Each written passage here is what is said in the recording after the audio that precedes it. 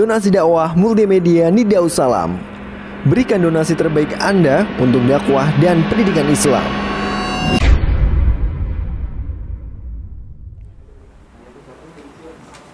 Bismillahirrahmanirrahim. Alhamdulillah wassalatu wassalamu ala Rasulillah wa ala alihi wa sahbihi wa man tabi'ahum bi ihsanin ila yaumil qiyamah. Amma ba'du. Insyaallah pada pertemuan kita kali ini kita akan membahas tentang fikih yang berkaitan dengan bulan Dzulhijjah. Karena kita sudah masuk di bulan Dzulhijjah, maka kita perlu belajar beberapa masalah yang berkaitan dengan bulan Dzulhijjah supaya kita beribadah sesuai dengan ilmu yang kita pelajari. Karena kata Imam Bukhari, al-ilmu qabla al-qawli wal amal. Ilmu itu hendaknya ada sebelum kita beramal dan berucap. Maka kita sedikit belajar tentang fikih bagaimana kita menjalani ibadah di bulan Dzulhijjah. Bulan Dzulhijjah itu dinamakan Dzulhijjah.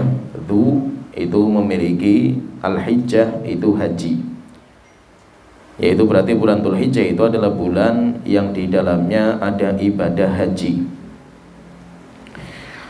Dan bulan Dzulhijjah itu adalah bulan yang sangat mulia dan utama. Dan yang paling mulia itu adalah awal-awalnya. Berbeda dengan bulan Ramadan. Kalau bulan Ramadan itu yang paling utama di akhirnya. Sehingga nanti ada 10 hari. Ada 10 hari itu ada 10 hari awal bulan Dzulhijjah dan ada 10 hari akhir bulan Ramadan. Untuk berkaitan dengan bulan Dzulhijjah, 10 hari awal bulan Dzulhijjah itu merupakan hari yang terbaik, di mana siapa yang beribadah kepada Allah Ta'ala, maka ibadah itu sangat dicintai oleh Allah Ta'ala. Di antara keutamaan bulan Dzulhijjah, yang pertama, bulan Dzulhijjah itu adalah bulan di mana Allah bersumpah dengan 10 hari yang awal.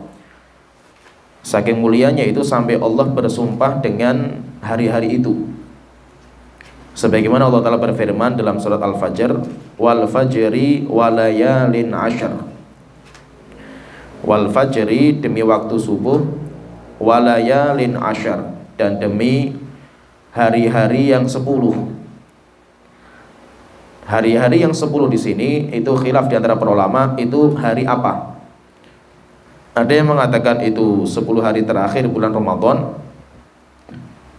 Ada yang mengatakan itu 10 hari awal bulan Dzulhijjah. Pendapat jumhur ulama, mereka mengatakan bahwa walayalin ashar itu 10 hari awal bulan Dzulhijjah. Berarti di sini Allah Ta'ala berfirman wal fajri walayalin ashar, dan hari-hari yang 10 yaitu 10 hari awal bulan Dzulhijjah. Dan Al-Imam Ibnu Katsir dalam tafsirnya beliau mengatakan wahwa sahih, dan itu pendapat yang sahih yang mengatakan bahwa walayalin ashar itu adalah 10 hari awal bulan Dzulhijjah. Kemudian keutamaan yang kedua, bulan Dzulhijjah itu bulan yang dinamakan dengan ayyamin ma'lumatin, hari-hari yang sangat jelas kemuliaannya. Hari-hari yang kemuliaannya itu sudah sangat jelas. Sebagaimana Allah Ta'ala berfirman dalam surat Al-Hajj ayat 28,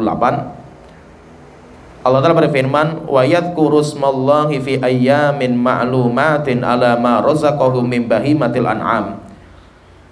Dan hendaknya mereka itu berzikir kepada Allah Ta'ala di hari-hari yang sudah diketahui, hari-hari yang sudah jelas kemuliaannya, ala ma razaqahum, terhadap apa yang Allah karuniakan kepada mereka, min bahimatil an'am, dari binatang ternak.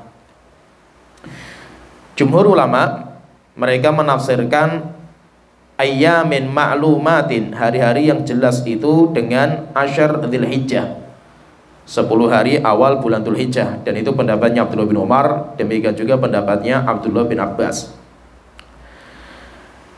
Kemudian yang ketiga, keutamaan yang ketiga, bulan Dzulhijjah itu adalah bulan terbaik di dunia. 10 hari yang awal itu merupakan hari-hari terbaik di dunia.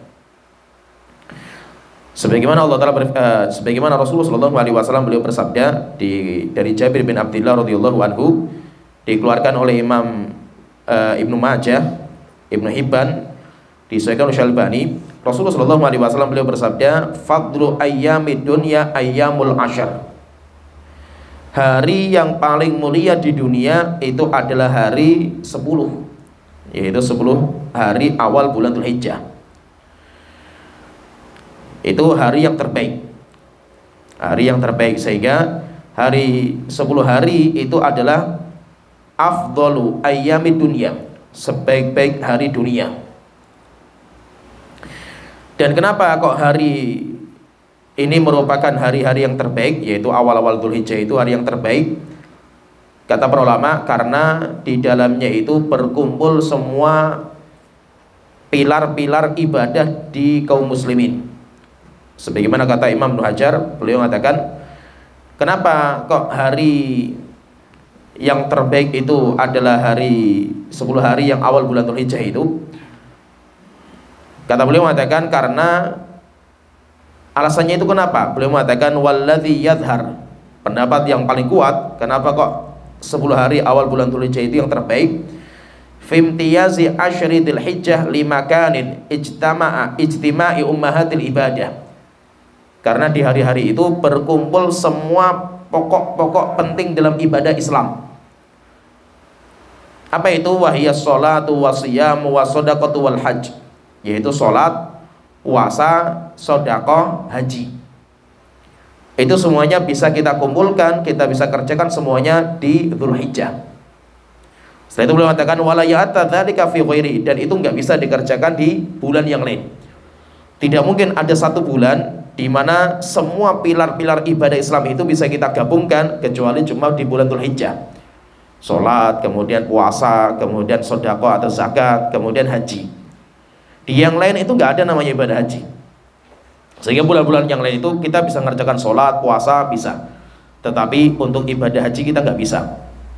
Sehingga bulan Dzulhijjah itu di dalamnya ada kumpulan semua rukun Islam. Jadi rukun Islam itu semuanya berkumpul di situ. Yaitu ibadah-ibadah paling penting itu semuanya itu ada semuanya di situ di bulan Dzulhijjah. Nah, terus apa yang harus kita siapkan ketika masuk bulan Dzulhijjah? Kita sudah masuk ini bulan Dzulhijjah. Apa yang kita siapkan? Maka yang kita siapkan itu pertama kita siapkan semangat untuk beribadah. Sehingga semua pintu-pintu kebaikan itu kita siapkan diri untuk kita kerjakan. Kemudian yang kedua, di 10 hari awal bulan Dzulhijjah itu kita berjuang untuk meninggalkan dosa dan maksiat. Sehingga kita siapkan dua perkara itu. Pertama, kita siapkan diri kita motivasi untuk semangat dalam berbuat kebaikan. Kemudian yang kedua, kita berjuang untuk mengekang syahwat kita. Mengekang syahwat kita. Sehingga ada dua yang harus kita siapkan, itu ada dua. Yang pertama tadi kita siapkan, kita itu nyiapkan diri kita untuk memperbanyak ibadah. Sehingga ibadah apa saja yang bisa kita kerjakan itu hendaknya kita kerjakan semampu kita. Terkadang namanya ibadah itu kan macam-macam. Ada puasa, ada zikir, ada sedekah, dan yang lainnya banyak sekali. Terkadang ada orang, dia itu Allah mudahkan satu pintu kebaikan, walaupun pintu kebaikan yang lain itu berat bagi dia. Contohnya misalkan ini, ada orang yang dimudahkan bagi dia sedekah karena Allah bukakan pintu rizki. Tapi kalau ibadah yang lain berat karena dia kerjanya berat, tetapi rizkinya terbuka. Ya sudah, kalau seperti itu mungkin dia berat untuk puasa. Ya sudah, kalau seperti itu dia ibadah yang terbaik ya sedekah. Ada orang yang dimudahkan oleh Allah itu pintu puasa, karena dia itu alhamdulillah kerjanya nggak terlalu berat dan dia sudah terbiasa puasa Senin Kemis, puasa Ayyamul Bid itu biasa, dan bagi dia itu mudah gitu. Maka yang terbaik bagi orang itu puasa sejak di awal. Sejak di tanggal 1 itu sudah mulai puasa. Kenapa? Karena bagi orang itu puasa dimudahkan. Ada orang yang mungkin dimudahkan bagi dia untuk baca Quran, ya, karena apalagi dia punya hafalan Quran, kemudian dia itu memang dia itu asik dengan Al-Quran, ya ibadah yang terbaik baca Quran sebaik-baiknya. Jadi maksudnya itu, apa sih pintu kebaikan yang ada di depan kita yang kita bisa mengerjakan maksimal, itu kita kerjakan. Kalau kita bisa menggabungkan semua, ya luar biasa. Kita bisa puasa, kita bisa berzikir, kita bisa sedekah, kita bisa apa saja dari pintu kebaikan, itu bisa kita kerjakan luar biasa. Karena amal soleh yang kita kerjakan di bulan Dzulhijjah itu sangat dicintai sama Allah Ta'ala. Sebagaimana dalam sebuah hadis dari Abdullah bin Abbas radhiyallahu anhuma, dikeluarkan Imam Bukhari, Rasulullah SAW beliau bersabda, "Ma min ayyamin al-amalu salihu fiha ahabbu ilallah min hadil ayyam." Tidaklah ada amal soleh yang paling Allah cintai ketika dikerjakan di sebuah hari kecuali hari-hari ini, yaitu 10 hari yang awal bulan Dzulhijjah.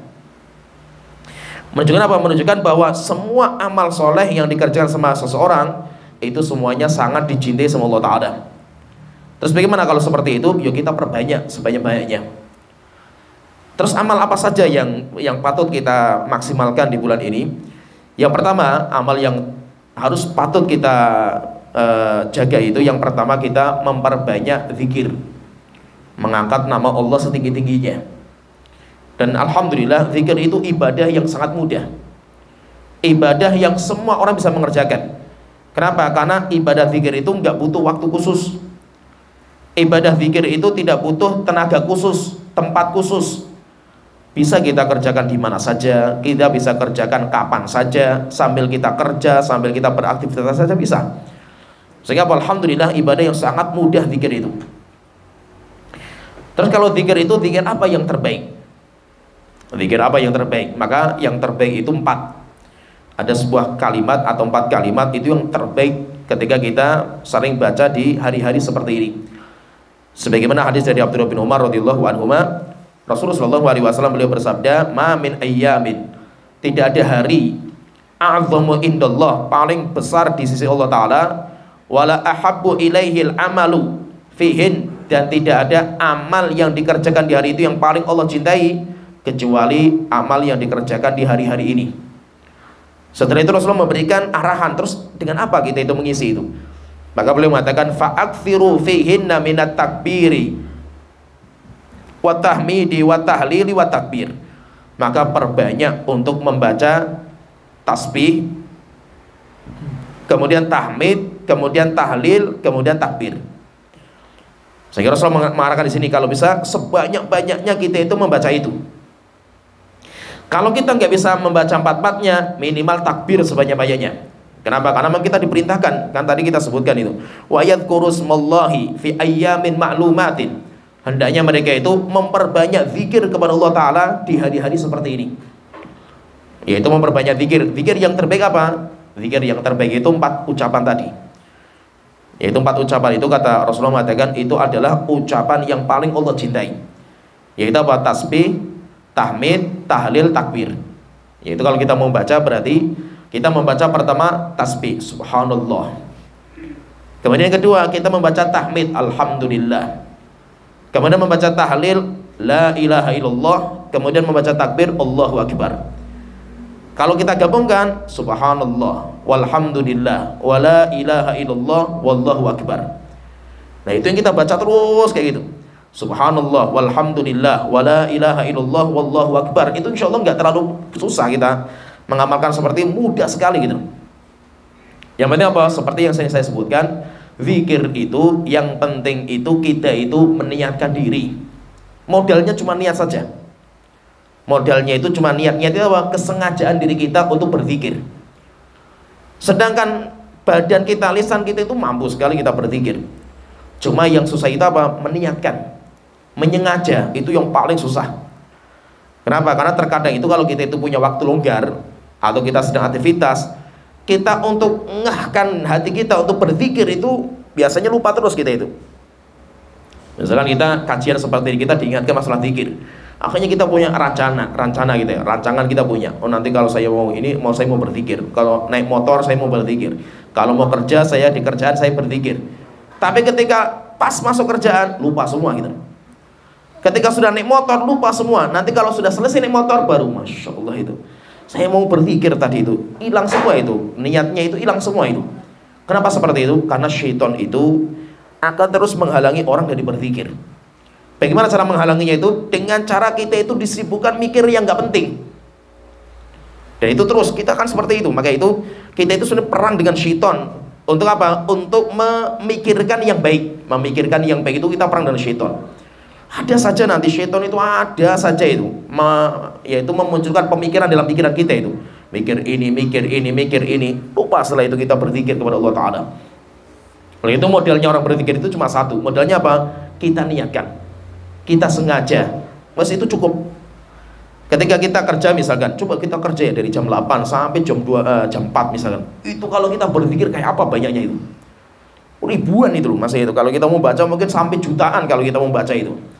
Tapi kenapa setiap hari hampir nggak pernah gitu? Karena masalahnya itu di hati, hilang semua itu masalah itu gitu. Mau kita pikir tadi misalkan subhanallah walhamdulillah wala ilaha illallah wallahu akbar, subhanallah walhamdulillah wala ilaha illallah wallahu akbar. Itu 5 menit saja sudah dapat berapa kita itu? Apalagi 1 jam sudah dapat berapa itu? Tapi apa? Biasanya terluputkan. Nah itu masa itu kita mulai sadarkan diri kita untuk kita niatkan di hari-hari seperti ini kita perbanyak zikir. Ibadah yang sangat mudah sekali itu. Zikir itu larangannya cuma satu. Larangannya kalau kita di WC. Padahal kita nggak lama di WC kan itu. Kebanyakan kita kan di luar WC gitu. Sehingga apa? Berarti di luar WC semua aktivitas kita itu bisa berzikir kepada Allah Ta'ala. Maka kalau kita itu terluputkan berzikir, ya banyak sekali terluputkan kebaikan di diri kita. Jadi yang pertama yang bisa kita jalankan itu berzikir kepada Allah Ta'ala. Yang kedua yang bisa kita jalankan itu di hari-hari yang mulia seperti ini, kita itu memperbanyak puasa. Kita memperbanyak puasa. Memang inti puasa, nanti puasa itu yang berkaitan dengan bulan Dzulhijjah itu, nanti puasa itu ada 2. Puasa itu nanti ada 2. Ada puasa yang khusus.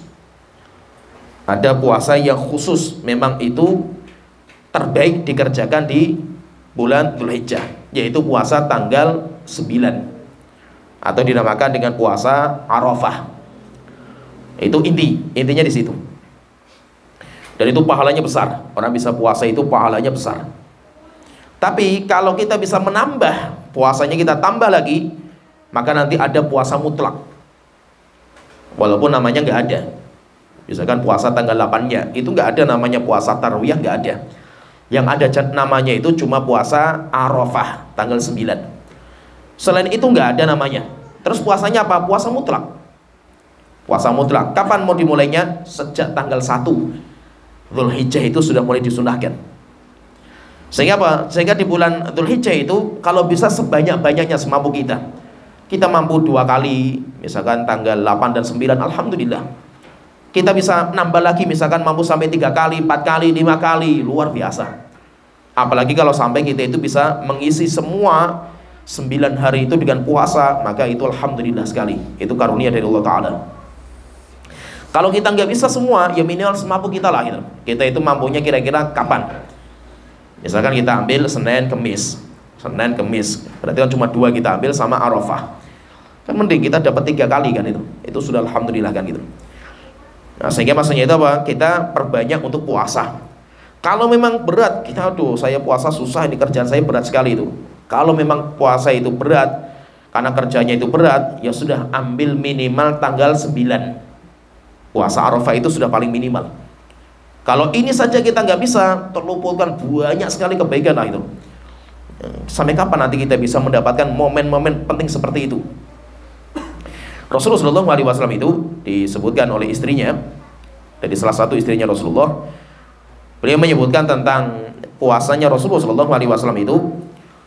Kata istrinya, beliau mengatakan, karena Rasulullah SAW yasumu Asyura. Rasulullah itu sangat menjaga puasa Asyura. Wa tis'in min Dzulhijjah, 9 Dzulhijjah puasa Arafah. Wa thalathati ayyamin min kulli syahr. dan puasa 3 hari setiap bulan. Itu yang sangat dijaga sama Rasulullah SAW.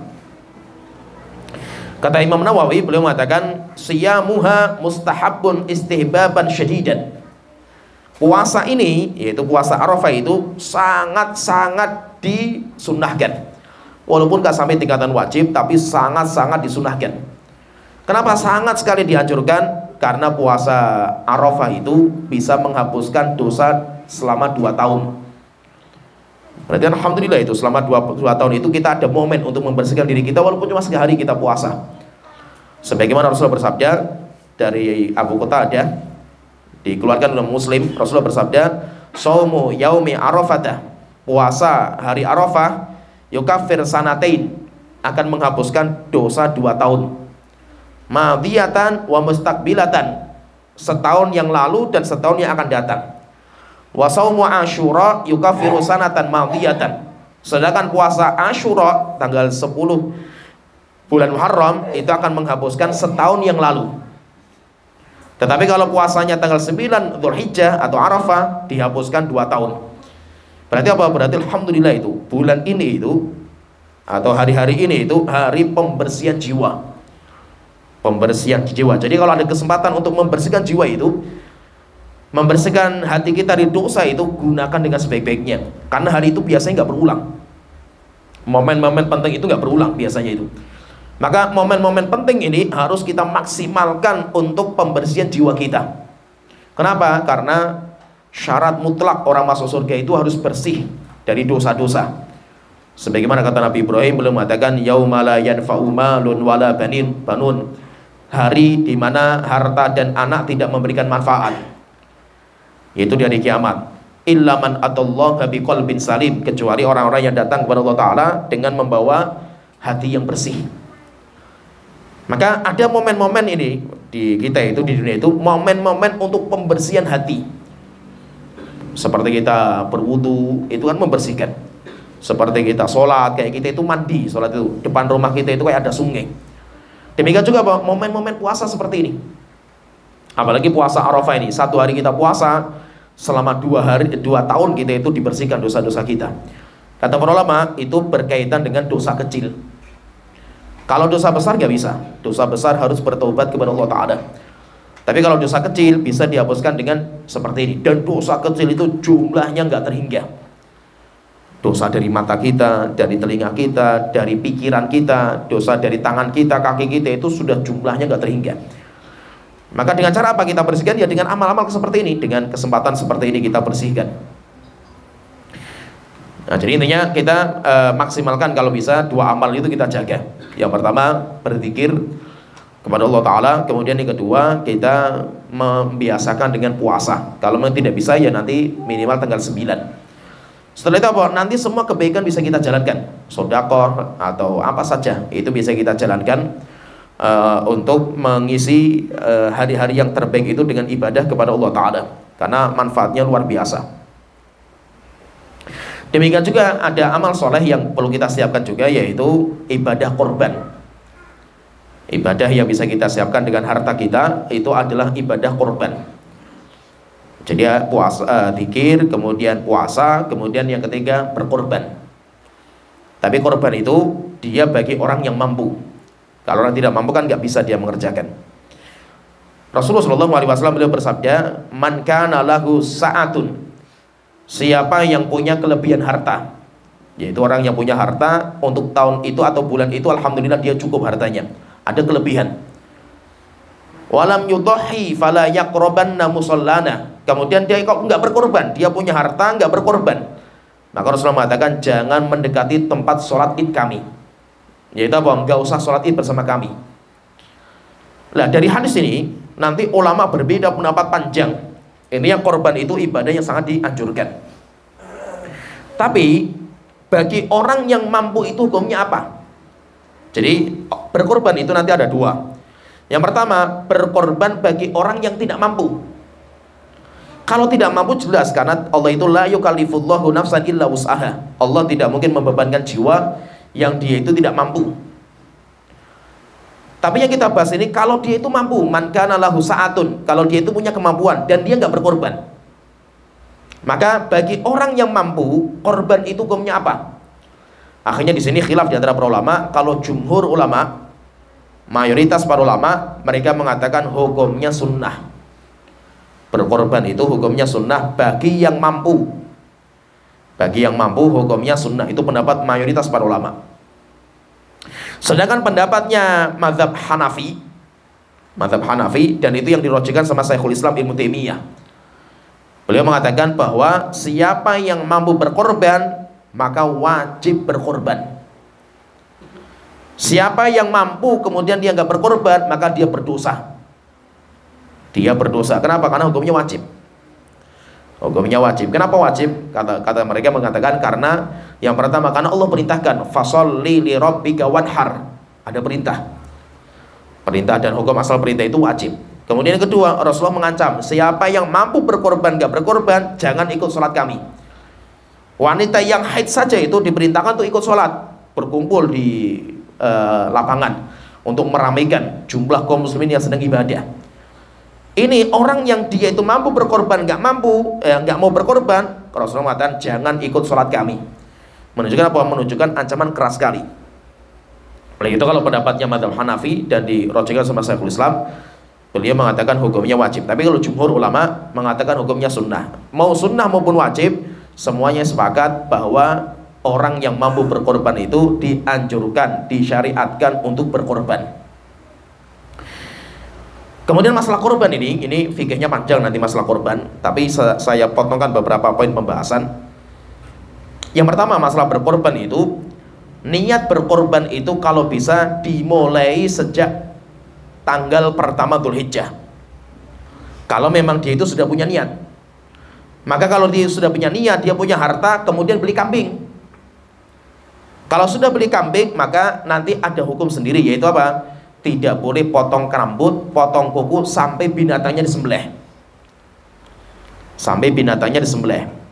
Maka Rasulullah mengatakan siapa yang pengen berkorban, siapa yang pengen berkorban, kemudian masuk bulan Dzulhijjah, maka jangan motong rambut dan kukunya.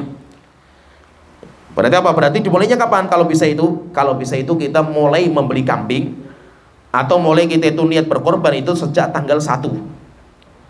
Kalau memang qadarullah tanggal 1 kita belum punya uang itu, tiba-tiba tanggal 8 atau tanggal 7 kita itu alhamdulillah dapat uang, cukuplah insyaallah itu. Ya sudah, gak ada masalah. Berarti ketika kita itu punya niat dan kita sudah beli kambing, disitulah kita itu mulai dilarang untuk potong rambut, potong kuku. Nah, jadi mulainya sejak kalau bisa tanggal 1. Pertanyaan dulu, kenapa kok orang itu kalau dia itu pengen berkorban itu nggak boleh potong rambut dan kuku sampai binatangnya disembelih? Kata para ulama, supaya kita itu mirip dengan orang yang sedang haji. Orang haji itu kalau sudah masuk di ihram, mereka sudah pakai pakaian ihram itu, maka nggak boleh potong rambut, potong kuku sampai kapan? Sampai tahallul, sampai selesai ibadah haji mereka. Demikian juga kita yang nggak haji, kita juga merasakan tidak potong rambut, tidak potong kuku sampai kapan? Korban kita itu disembelih. Ini yang pertama. Kemudian yang kedua, masalah berkorban itu, namanya, yaitu orang berkorban itu nama yang dia itu sebagai siapa, ini korban atas nama siapa itu yang terbaik itu adalah orang yang masih hidup. Dan namanya itu kalau kambing cuma 1. Jadi misalkan kambing, misalkan namanya pengorban dia berapa ya? 1. Nggak mungkin kambing itu lebih dari 1. Kemudian kalau sapi 7 orang, kemudian kalau onta bisa 10 orang. Walaupun uangnya itu patungan. Misalkan suami istri patungan untuk beli kambing, tetap namanya itu tetap nama 1 orang saja itu. Siapa? Suaminya. Setelah itu nanti orang-orang yang keluarganya itu, misalkan saya suami, misalkan saya berkorban, saya itu niatkan ini korban untuk saya dan untuk istri saya, anak saya, dan orang tua saya yang tidak berkorban di tahun ini. Nah, sehingga orang-orang itu dimasukkan dalam niat. Boleh gak seperti itu? Boleh, dan itu yang terbaik. Itu yang dikerjakan sama Rasulullah seperti itu. Rasulullah itu punya istri seperti Khadijah, sudah meninggal dunia di awal-awal ketika masih di Mekah. Setelah Rasulullah hijrah ke Madinah, gak ada sebuah riwayat pun Rasulullah itu mengorbankan binatang korban atas nama Khadijah. Tapi Rasulullah itu apa? Memasukkan itu kepada namanya Rasulullah. Rasulullah mengatakan, hadza anni wa an ahli baiti. Ini untukku dan untuk keluargaku yang tidak berkorban di tahun ini. Nah, sehingga seperti makanya itu kalau kita mau berkorban atas nama orang tua kita yang meninggal, bisa nggak? Bisa, tapi kalau bisa dimasukkan. Pertanyaanlah, kalau kita sendirikan, misalkan kita berikan ke orang tua sendiri, misalkan, boleh nggak? Boleh, tidak ada masalah. Tetapi kita itu juga butuh pahala. Bukan berarti yang butuh pahala itu orang yang sudah mati, orang yang hidup pun juga butuh pahala dia itu. Maka yang terbaik seperti itu. Tapi namanya tetap kalau kambing satu orang. Lah satu orang itulah yang nanti nggak boleh potong kuku, potong rambut dia. Misalkan ini, saya sebagai kepala keluarga, saya berkorban. Maka yang tidak boleh potong rambut, potong kuku saya. Walaupun apa? Anak saya, istri saya masukkan. Anak saya, istri saya nggak ada masalah, boleh. Dia itu potong kuku boleh, potong rambut boleh, karena namanya nama saya.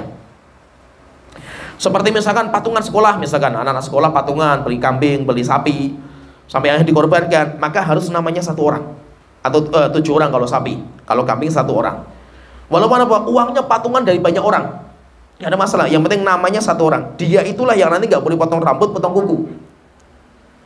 Ya paham ya? Walaupun uangnya itu dari banyak orang gitu, ya, itu nggak ada masalah. Yang penting atas nama siapa korbannya, itu atas nama siapa. Kemudian juga nanti masalah korban itu termasuk yang fikih yang berkaitan masalah korban itu, nanti bagaimana pembagian dagingnya itu kayak apa. Maka boleh bagi binatang korban itu menjadi 3. Sepertiga untuk saya yang berkorban dan keluarga saya, maka boleh saya ngambil, saya boleh. Kemudian sepertiga diberikan kepada hadiah kepada orang-orang yang kita cintai, tetangga kita lah atau siapa, nggak ada masalah. Atau keluarga-keluarga kita walaupun mampu mereka itu, nggak apa-apa. Kemudian yang ketiga diberikan kepada fakir miskin. Kalau semuanya diberikan kepada fakir miskin, ya itu lebih bagus, tidak ada masalah. Tidak harus kita itu makan dari binatang korban, itu nggak harus. Nanti juga dibahas juga oleh para ulama, bagaimana kalau kita itu belum akikoh, boleh nggak kita berkorban? Itu khilaf panjang juga di antara para ulama. Apakah boleh? Ada yang mengatakan nggak ada masalah, ada yang mengatakan nggak boleh. Kalau saya pribadi mengatakan pendapat yang paling kuat bagi saya nggak boleh, karena ibadah itu berbeda-beda. Ibadah itu berbeda-beda, antara akikoh dengan korban itu berbeda, sehingga tidak boleh. Terus bagaimana yang terbaik? Yang terbaik kalau memang kita punya uangnya sekarang, untuk beli 1 kambing, tidak bisa untuk 2 kambing, akikoh dan korban, maka kalau kita itu punyanya sekarang, maka yang terbaik korban dulu. Kecuali kalau ini hari ke-7, saya punya anak lahiran, ini hari ke-7, maka yang terbaik kalau pas hari ke-7 itu akikoh dulu. Korbannya kapan? Korbannya nanti nunggu saya punya uang lagi. Tetapi kalau anak saya itu sudah bukan di hari ke-7, kemudian kita masuk di hari seperti ini, maka yang terbaik ya korban, karena ini hari untuk korban, bukan untuk akikoh. Tapi sebagian ulama mengatakan boleh menggabungkan niat untuk akikoh dan korban, itu boleh. Tapi itu masalah khilafiyah. Jadi intinya kita siapkan diri kita, kalau kita punya uang itu kita siapkan untuk berkorban. Kecuali kalau kita nggak punya uang. Dan namanya uang itu adalah uang kontan. Yang dimaksud man kana lahu sa'atun, siapa yang punya uang, maksudnya itu uang kontan untuk beli kambing. Kalau dia itu punya uang tapi uangnya di aset misalkan itu. Ada orang dia dapat warisan banyak sekali, tapi warisannya bentuknya rumah, bentuknya tanah, bentuknya apa saja yang jual zaman sekarang nggak laku-laku gitu. Dia punya aset banyak sekali dari warisan, tapi uang kontan nggak ada gitu. Nah, maka dia mau beli pakai apa gitu. Nah, pertanyaan, kalau dia ngutang boleh nggak? Boleh, tidak ada masalah. Berkorban dengan ngutang boleh, selama dia itu bisa membayar hutang itu. Jadi intinya kalau kita itu punya uang, maka disinilah kita itu sedekah dengan binatang untuk kita korbankan, kemudian kita bagi harta dagingnya itu kepada orang-orang yang membutuhkan. Kemudian yang akan kita bahas di sini, jadi yang persiapan itu yang pertama, persiapan kita pacu diri kita untuk memperbanyak ibadah. Bisa dengan cara berzikir, atau puasa, atau sedekah, atau yang lainnya. Kemudian kedua yang perlu kita siapkan di hari-hari seperti ini, yaitu kita pacu diri kita, kita semangat diri kita untuk meninggalkan dosa dan maksiat. Walaupun dosa itu di hari-hari yang lain itu hukumnya haram, tetap dosa itu nggak boleh. Tetapi di hari-hari seperti ini lebih tidak dibolehkan. Jadi hari-hari yang mulia, tempat-tempat yang mulia, di mana orang yang beribadah dilipat gandakan, maka orang yang berdosa pun juga dilipat gandakan. Maka orang berbuat dosa misalkan di malam Lailatul Qadar, dosanya melebihi di hari-hari yang lain. Kenapa? Karena di Lailatul Qadar itu orang yang ibadah dilipat gandakan, maka siapa yang berdosa juga dilipatkan. Orang dia berbuat dosa di tempat yang mulia, Masjid Haram, Masjid Nabawi, Masjid Al-Aqsa, dosanya berlipat-lipat. Kenapa? Karena itu waktu yang mulia, tempat yang mulia. Sehingga pacu diri kita itu untuk kita tinggalkan dosa dan maksiat. Jangan sampai kita itu jatuh dalam dosa dan maksiat. Kemudian masalah yang akan kita bahas di sini tentang bagaimana kita itu puasa. Bagaimana kita itu puasa dan kita itu sholat idnya dalam kondisi nanti di negeri kita sendiri, di dalam negeri beda, antara pemerintah dengan ormas yang lain beda. Kemudian yang kedua, antara putusan pemerintah kita dengan yang di Timur Tengah, Saudi Arabia juga beda juga. Nah, terus bagaimana kita menyikapi masalah ini? Intinya dalam masalah ini perlu kita pahami, semuanya itu nanti kembali kepada istilahnya namanya ikhtilaful matoli. Matoli itu matlaknya hilal, bulan sabit, di mana nanti diru'yah. Diru'yah itu dilihat. Maka kata para ulama mengatakan, sepakat ulama bahwa matlak itu, tempat munculnya hilal itu setiap negeri itu beda-beda. Sehingga antara Indonesia dengan, kecuali satu garis bumi itu, bulan itu ketika kalau satu garis bisa sama. Kalau satu garis, satu matlak berarti satu garis. Tapi kalau garisnya berbeda, maka nanti punya matlak sendiri-sendiri. Maka matlaknya orang Indonesia beda dengan Saudi, beda lagi nanti dengan Amerika, beda lagi dengan Afrika, beda lagi. Jadi matlaknya itu beda-beda. Ini sepakat ulama dalam masalah ini. Kemudian yang kedua, ulama berbeda pendapat apakah perbedaan matlak itu berpengaruh pada perbedaan cara menetapkan ibadah besar. Apakah juga berpengaruh misalkan itu? Karena berbeda matlak, akhirnya berbeda juga cara menetapkan ibadah yang besar seperti Ramadan, sholat Idul Fitri, kemudian juga sekarang ini seperti Arafah, itu kan beda-beda itu. Apakah perbedaan matlak itu membolehkan perbedaan setiap negeri? Sehingga Indonesia punya matlak sendiri, berarti kita punya hari raya sendiri, beda sama Saudi. Atau tidak boleh? Walaupun matlaknya berbeda, tapi kalau sudah ada yang melihat hilal, semuanya harus mengikuti orang yang melihat. Maka di sini nanti ulama berbeda pendapat. Bisa dipahami ya, ulama berbeda pendapat dalam masalah ini. Kalau pendapat jumhur, jadi tentang masalah ini, kalau pendapat mayoritas para ulama, dan itu pendapat yang dikuatkan sama Syekh bin Baz rahimahullah ta'ala, yaitu apa? Bahwasanya tidak ada namanya perbedaan matlak dalam menetapkan waktu-waktu ibadah besar. Sehingga kalau seandainya sudah ada matlak terlihat di Saudi Arabia, orang Indonesia harus ikut. Orang Indonesia harus ikut. Tidak boleh orang Indonesia punya matlak sendiri. Yaitu dalam masalah penetapan ibadah, itu pendapat jumhur, dan itu yang dikuatkan sama Syekh bin Baz dalam fatwa beliau. Kemudian yang kedua, pendapat yang kedua, kalau pendapat yang kedua ini pendapat yang disahihkan dalam mazhab Syafi'iyah, dan itu yang dirojihkan sama Syekhul Islam Ibnu Taimiyah, demikian juga yang ditarjih juga sama Syekh Utsaimin rahimahullah taala. Kalau mereka mengatakan setiap negeri itu punya matlak sendiri-sendiri, sehingga memungkinkan bagi Indonesia sama Saudi itu beda. Memungkinkan berbeda, itu tidak ada masalah, berbeda. Sehingga misalkan penetapan ini hari ini misalkan untuk tahun ini kan beda, antara Arafahnya Indonesia sama Saudi beda. Saudi lebih awal daripada Indonesia kan gitu. Nah, terus bagaimana kalau kita? Maka kalau pendapat yang kedua, kita ngikuti negeri kita masing-masing. Sehingga apa? Yuk kita ikuti kita sendiri. Saudi ya ikut sendiri dengan Saudi sendiri. Nanti yang lain juga ikuti negaranya masing-masing. Dan khilaf ini khilaf sejak zaman dahulu. Yaitu perbedaan seperti ini sejak zaman dulu. Sehingga terus bagaimana cara menyikapi? Berjalan sesuai dengan apa yang maslahat bagi kita. Nanti akan kita sebutkan. Maka itu ada sebuah riwayat, dan riwayat ini sahih, yang menunjukkan bahwa para sahabat pun mereka itu sudah mulai berbeda dalam masalah ini, dalam masalah matlak. Maka masalah itu wajar. Maka jangan sampai kita itu terlalu berlebihan menyikapi masalah perbedaan masalah ini. Ada sebuah riwayat dikeluarkan oleh Imam Muslim dari Quraib. Quraib itu budaknya Abdullah bin Abbas. Dia bercerita, anna Ummul Fadl bin Harith, Ummul Fadl bin Harith ba'athathu fi hajatin ila Muawiyah bisyam.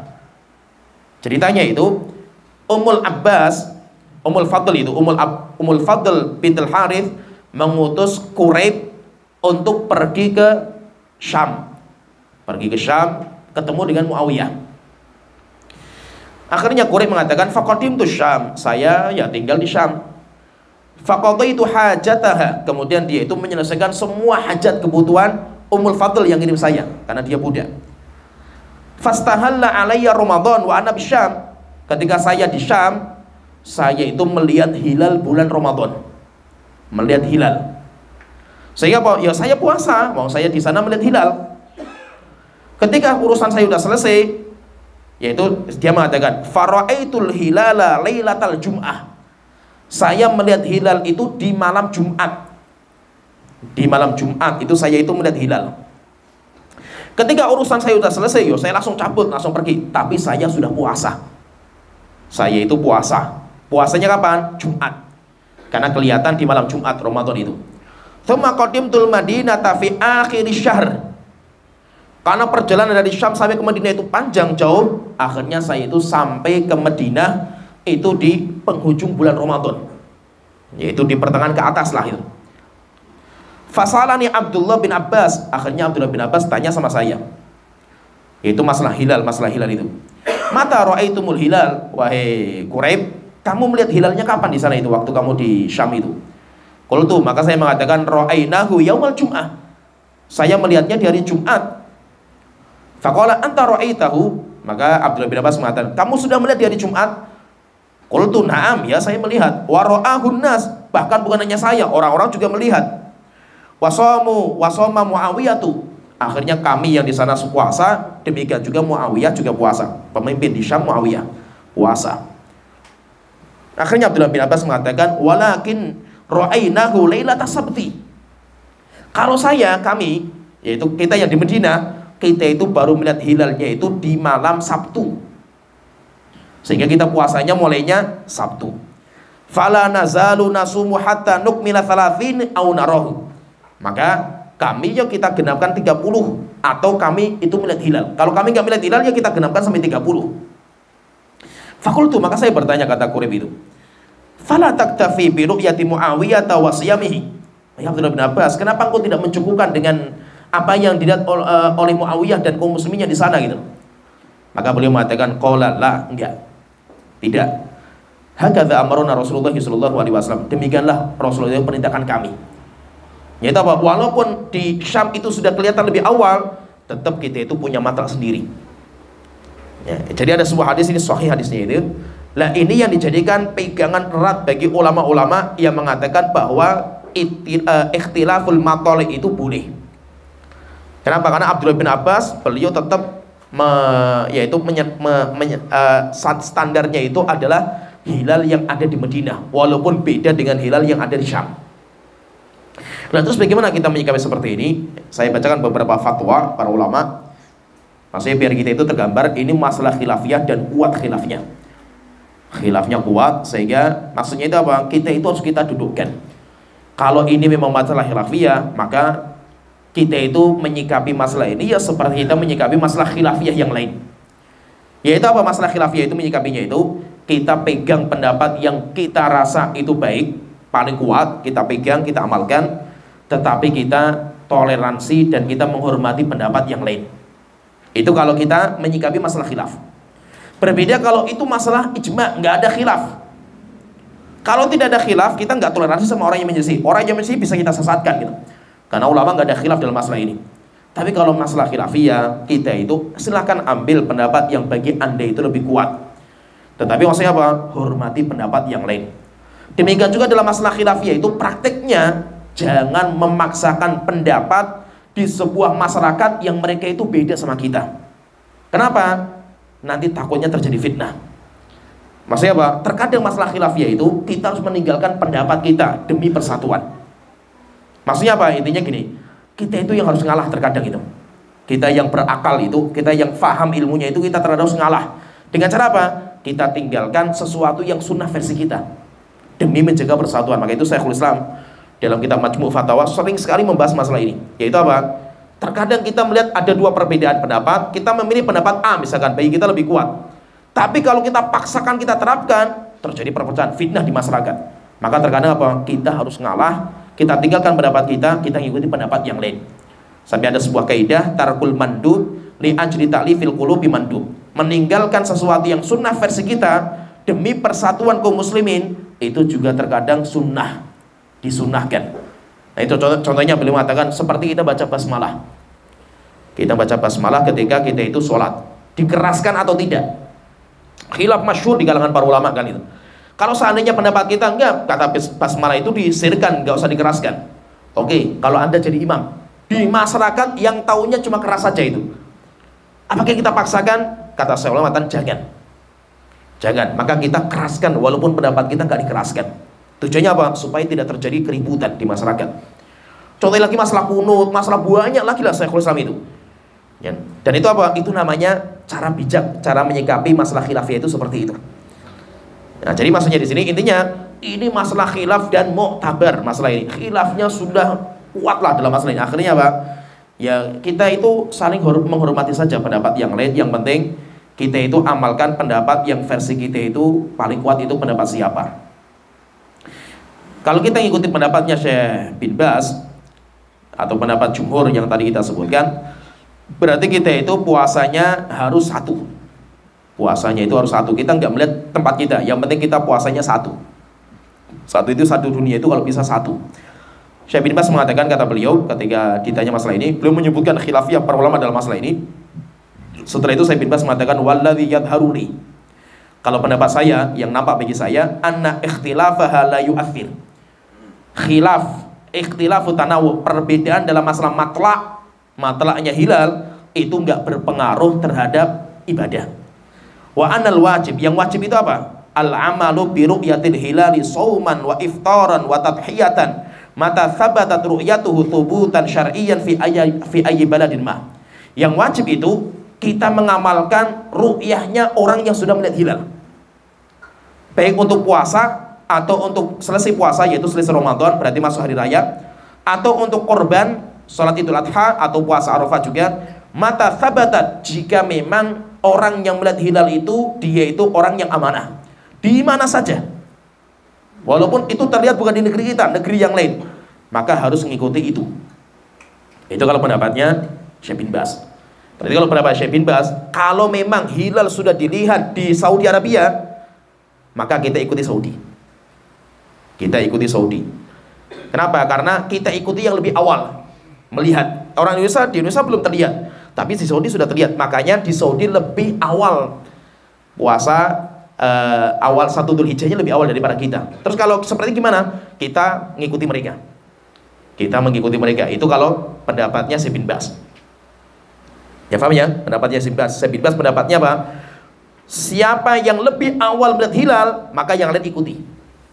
Yang lain ikuti lebih awal. Maka kita, mana negara yang lebih awal? Oh, rupanya Saudi lebih awal, sehingga Saudi penetapannya lebih maju daripada Indonesia. Berarti kita ikuti mereka.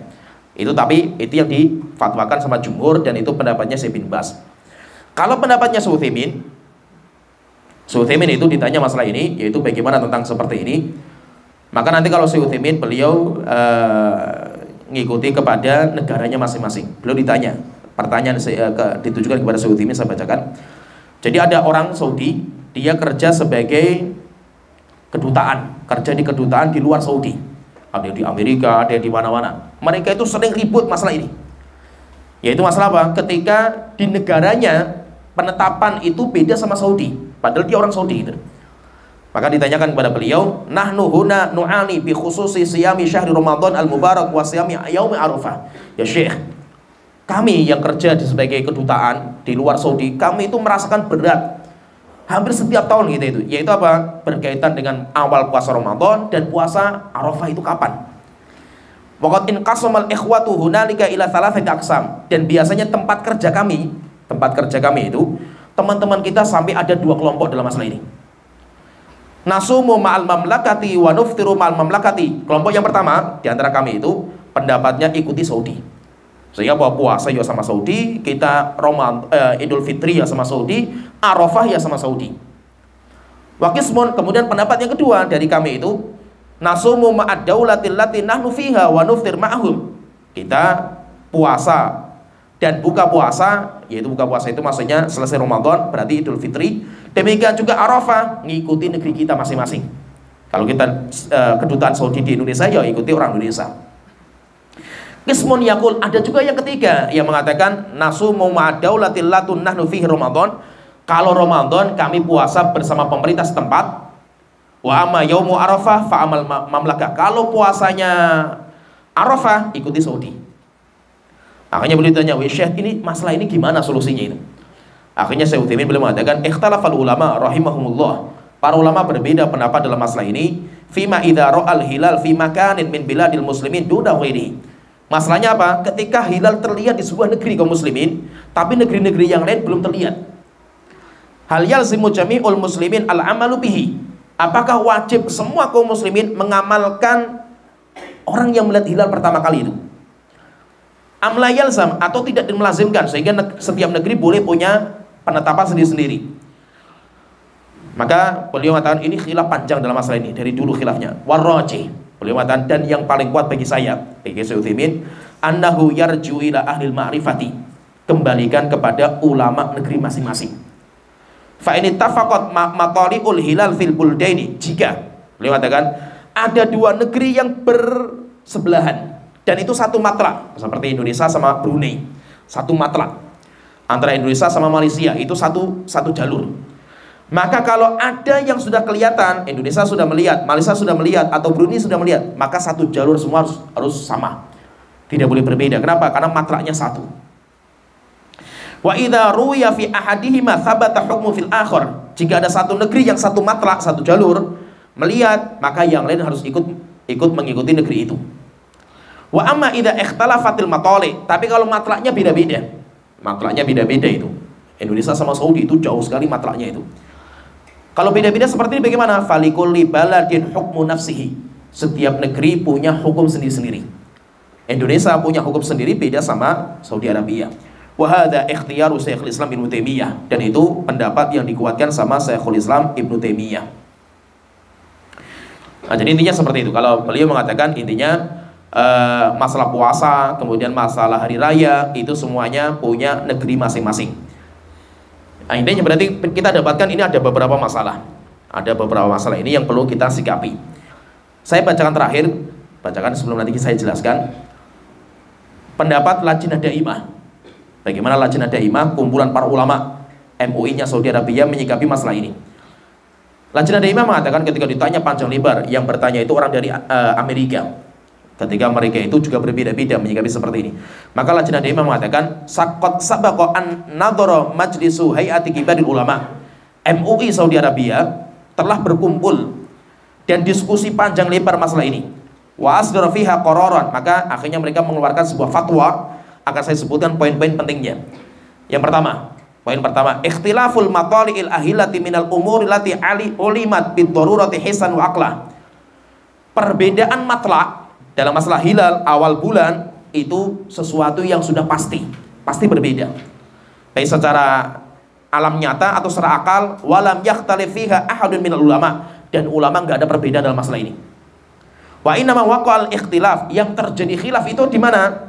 Baina ulama di antara kaum muslimin itu, ulama kaum muslimin fi i'tibari ikhtilafil matali' au adam ikhtibari, yaitu perbedaan matlak itu dianggap enggak untuk menetapkan awal ibadah yang besar. Maka di situ terjadi khilaf panjang. Ada yang mengatakan enggak dianggap seperti Syekh bin Baz tadi, ada yang mengatakan dianggap seperti pendapatnya Syekh Utsaimin. Kemudian yang kedua, kata Lajnah Daimah yang kedua, mas'alatu i'tibari ikhtilafil matali' wa adam i'tibarihi. Perbedaan ulama tentang masalah dianggapnya ikhtilaful matali' atau tidaknya, beliau mengatakan minal masail nadhriyah allati lil ijtihadi fiha majal. Itu masalah sesuatu yang terbuka, lahan untuk ijtihadiyah. Silahkan Anda membuka wawasan Anda, silahkan Anda itu mengikuti pendapat masing-masing. Wal ikhtilafu fiha waqi, dan khilaf dalam masalah ini semuanya diakui. Semuanya boleh. Mimman lahum sya'nu fil ilmi wad din, selama yang berpendapat itu adalah ulama-ulama yang punya ilmu dan agama. Wa huwa minal khilafis sa'ih, dan itu merupakan khilaf yang dibolehkan. Sampai katanya, berkata beliau, alladzi yu'jar fihil musibu ajrun. Orang yang fatwanya benar, dia mendapatkan dua pahala. Ajrul ijtihad wa ajrul isabah. Yang pertama, pahala karena dia semangat mencari ilmu, mencari dalil. Kemudian yang kedua, karena dia itu pendapatnya benar. Wa yu'jaru fihil mukhti ajrul ijtihad. Sedangkan yang pendapatnya keliru, dia mendapatkan satu pahala karena pahala dia itu adalah pahala semangat untuk mencari masalah ilmunya. Setelah itu mereka menyebutkan khilafnya, waqad ikhtalafa ahlul ilmi fi hadhil mas'alati ala qaulain. Ulama berbeda pendapat menjadi dua pendapat. Faminhum man ra'a i'tibara ikhtilafil matali'. Yang pertama, mereka menganggap perbedaan itu diakui, perbedaan matlak. Sehingga setiap negeri punya matlak sendiri-sendiri. Wa minhum man lam yara i'tibarahu. Ada juga ulama yang tidak melanggar seperti itu. Sehingga apa? Kalau sudah kelihatan satu, maka semuanya harus ngikuti. Wa nadhran, setelah itu beliau mengatakan penting sekali di sini. Wa nadhran li'tibaratin ra'at hal hay'atu wa qudratuha. Maka melihat akan pengaruhnya dahsyat perbedaan seperti ini. Wa nadhran ila annal ikhtilaf fi hadhil mas'alati laysat laha atharun tukhsha awaqibuha. Jadi ini masalah yang penting karena itu sering terjadi. Kemudian yang kedua, jangan sampai gara-gara perbedaan seperti ini mengakibatkan perpecahan, gontok-gontokan, keributan. Akhirnya kata mereka, faqad madha ala dhuhuri hadzal din arba'ata asyra qarnan. Islam itu sudah berjalan selama 14 abad. La na'lamu fihi fatratan jara fiha. Kita tidak pernah melihat selama 14 abad itu kecuali apa? Kecuali kaum muslimin sudah menjalankan semua kebiasaan mereka. Semua kebiasaan mereka. Maka itu fa inna a'dha'a majlis kibarul ulama. Maka itu semua tim fatwa dari MUI negeri Saudi Arabia, mereka berpendapat baqa al-amri ala ma kana alaihi. Biarkanlah sesuatu yang sudah berjalan itu biar berjalan saja. Nggak usah diperbaiki lagi, nggak usah diperbaiki lagi, nggak usah diributkan lagi. Apa yang sudah berjalan silakan berjalan. Sehingga dibuka pintunya lebar. Wa adamu itharati hadzal maudu, dan jangan masalah ini sering didengung-dengungkan perbedaan dengan masyarakat. Akhirnya mau ribut dan ribut setiap hari itu, setiap tahunnya itu. Wa ayyakuna likulli daulatin islamiyatin haqqu ikhtiyar, dan setiap negeri Islam punya hak untuk memilih yang terbaik untuk masyarakatnya. Ma tarahu biwasitati ulama'ina minar ra'yainil musyari ilaihima fil mas'alati. Mana dari dua pendapat itu yang paling baik versi negaranya masing-masing. Nah, berarti kalau kita perhatikan di sini berarti apa? Kalau Lajnah Daimah, ulama besar Saudi Arabia, mereka lebih melihat kepada maslahat masing-masing negara. Walaupun apa? Mereka pun tidak memastikan pendapat yang kuat yang ini, yaitu yang matlaknya diakui atau khilafnya itu nggak diakui, enggak. Yang penting masalah di negara itu apa? Itu secara praktek. Maka itu kalau kita lihat berarti apa? Ada yang mengikuti Saudi pokoknya itu. Seperti pendapat jumhur kayak Syekh bin Baz. Ada yang mengikuti negara kita masing-masing kayak pendapatnya Utsaimin. Kan? Kalau Lajnah Daimah, beliau melihat kepada maslahat. Ya paham ya? Maslahat supaya tidak terjadi keributan. Jangan sampai masalah-masalah khilaf seperti ini akhirnya ribut di antara kita itu, jangan. Maka itu kalau pendapat saya melihat seperti ini. Kalau pendapat saya, ini wallahu alam, tapi ini pendapat saya pribadi. Pendapat saya pribadi yang bisa salah, bisa sekali salah. Maka itu intinya apa? Saya pun juga tidak memaksa orang mengikuti pendapat saya. Demikian juga orang yang membantah pendapat saya pun nggak ada masalah. Nggak harus mengikuti pendapat saya, nggak harus. Tapi ini yang saya jalankan. Kalau saya membedakan antara puasa dengan sholat hari raya. Apa bedanya? Puasa itu ibadah yang tidak kelihatan, sehingga tidak ada namanya keributan, itu nggak ada gitu. Beda puasa itu nggak ada masalah. Kenapa? Mau puasa nggak ada yang tahu kan gitu. Berbeda kalau berkumpulnya kaum muslimin besar untuk menampakkan syiar, di mana itu akan terjadi perbedaan yang sangat kelihatan. Sehingga kalau saya bedakan antara ibadah yang rahasia, yaitu puasa, dengan ibadah yang nampak. Sholat Id itu ibadah yang nampak. Maka kalau ibadah puasa, kalau saya ngikuti Saudi Arabia, saya puasa Arafah ngikuti Saudi Arabia.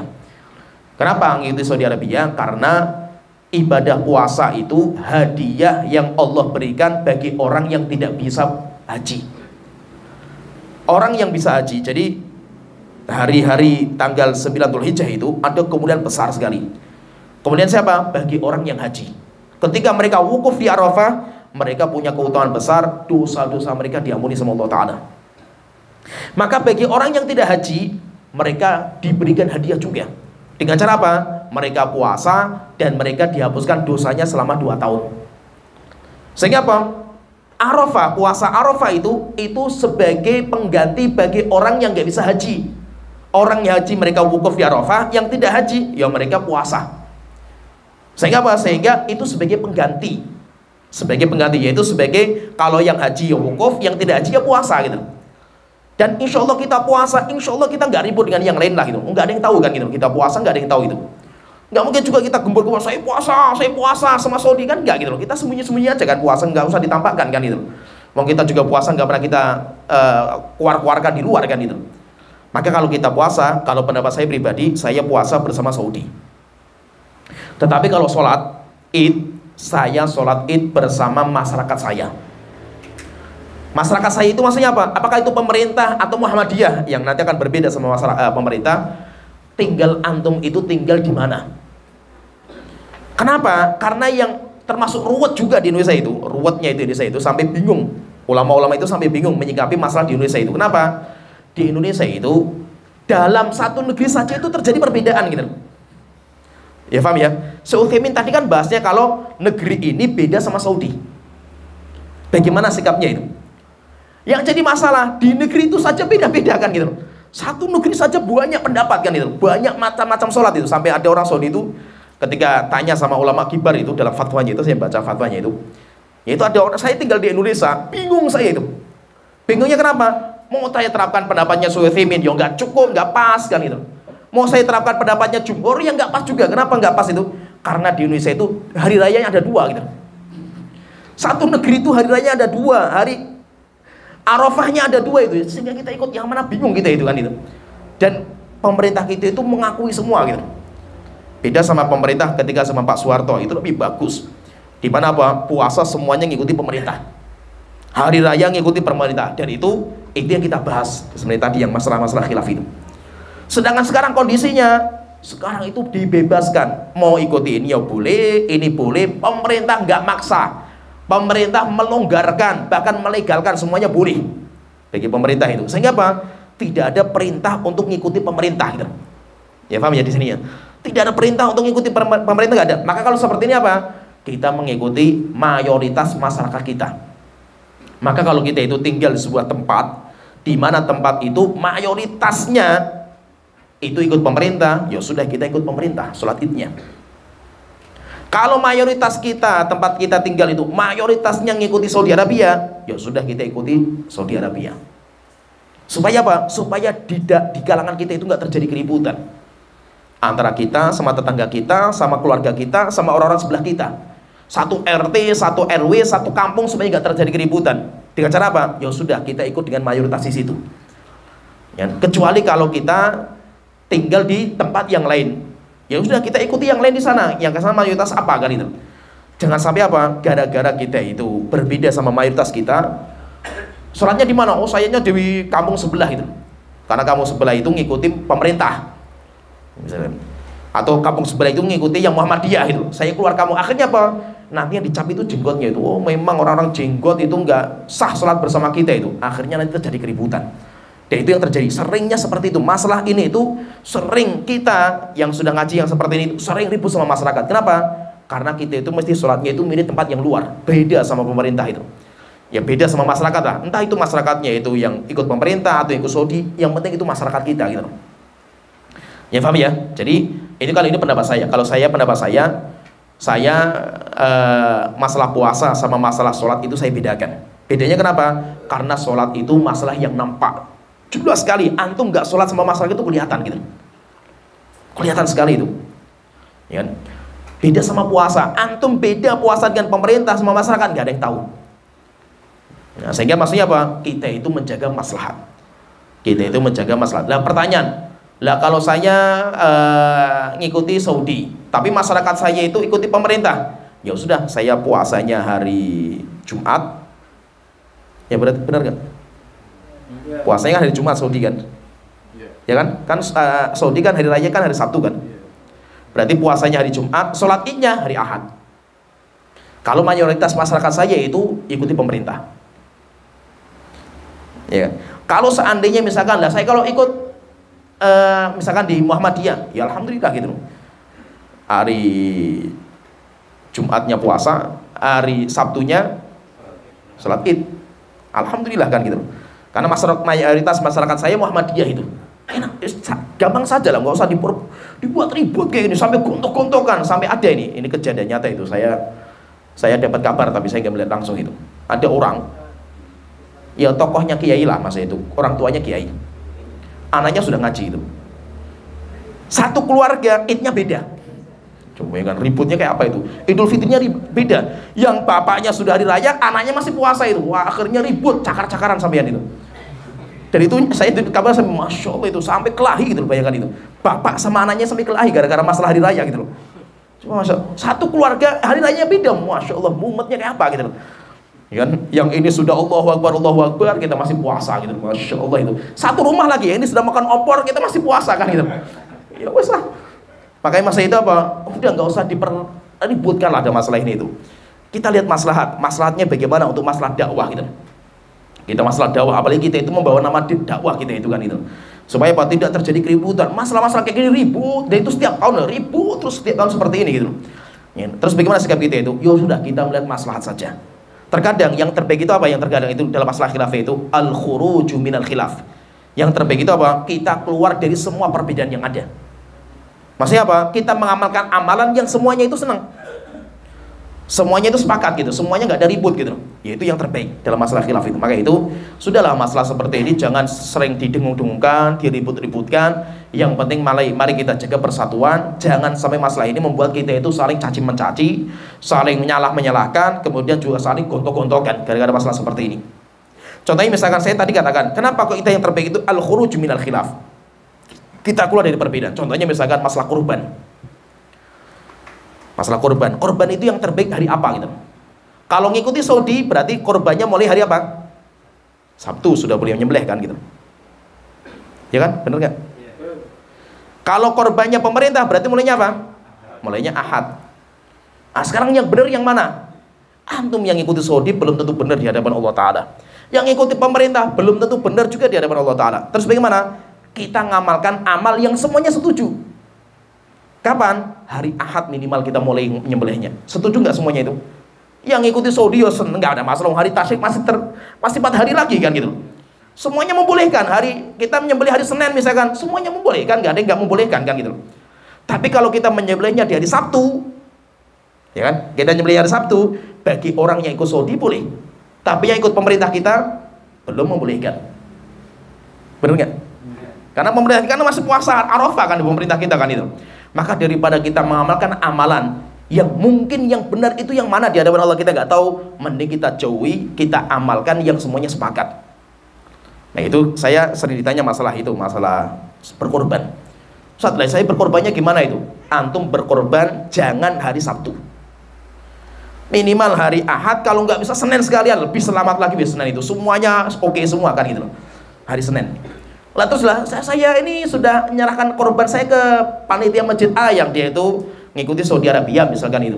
Ya sudah, kita minta saja Pak, pokoknya saya minta disembelih hari Ahad, jangan hari Sabtu. Kalau nggak mau, mereka mau nyembelih hari Sabtu, ya sudah ambil saja, taruh di masjid yang lain kan gitu.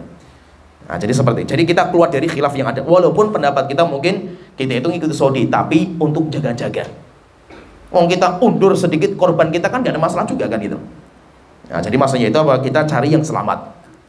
Intinya kalau itu yang saya amalkan dari dulu sampai sekarang saya mengamalkan seperti itu. Saya baca-baca pun saya masih belum berubah mazhab saya itu. Saya baca-baca itu saya belum berubah. Kenapa? Karena saya lihat fatwa-fatwa ini itu saya masih belum berubah. Ya mungkin nanti ketika saya belajar lagi, semakin saya dalami, semakin saya baca fatwa-fatwa para ulama, mungkin nanti akan saya berubah juga itu. Intinya apa? Kita nggak usah ngotot-ngototan lah dalam masalah ini. Semuanya benar.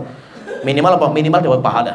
Minimal dapat pahala. Walaupun nanti yang tepat di hadapan Allah yang mana kita wallahu alam, tapi minimal walaupun kita salah pendapat kita ketika mengikuti seorang ulama itu, minimal kita itu mendapatkan satu pahala. Ya, jadi apa? Insya Allah masalah khilaf seperti ini mudah lah, nggak usah diperberat, nggak usah diperpanjang, nggak usah diperibut. Ya sampai sini masalah yang bisa kita sampaikan. Wa akhiru da'wana alhamdulillahirabbil alamin. Sallallahu alaihi wa sallam wa ala alihi wa sahbihi ajmain.